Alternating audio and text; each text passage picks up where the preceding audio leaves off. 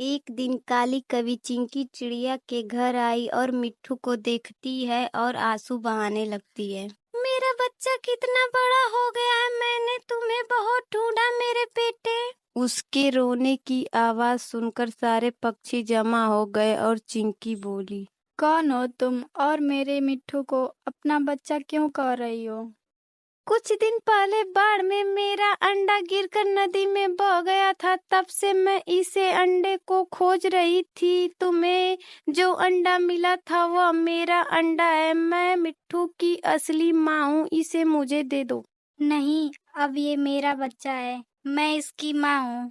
बहन, मैं तुम्हारी दुश्मन नहीं हूँ और ना ही तुमसे लड़ाई करने आई हूँ। मेरी एक छोटी सी गलती की वजह से मेरा अंडा नदी में बह गया था। तुमने मेरे अंडे की देखभाल की, इसलिए मैं तुम्हारा बहुत धन्यवाद करती हूँ, लेकिन तुम मेरे मिट्ठू को अब वापस दे दो।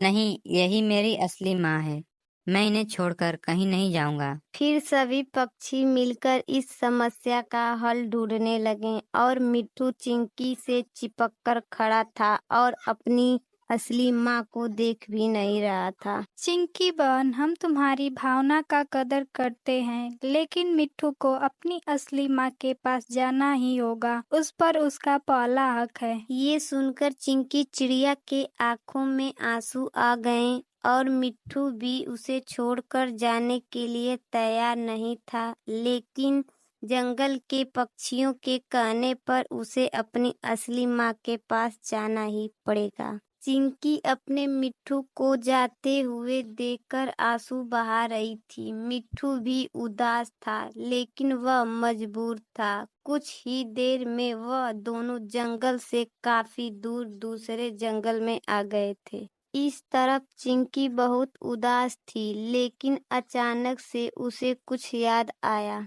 मैंने इस बात पर कैसे ध्यान नहीं दिया। उसने कहा था कि उसका अंडा घोंसले से गिर गया था, लेकिन मुझे तो ये अंडा घोंसले समेत नदी में बहता हुआ मिला था। ये सुनकर सभी पक्षी आपस में बात करने लगे।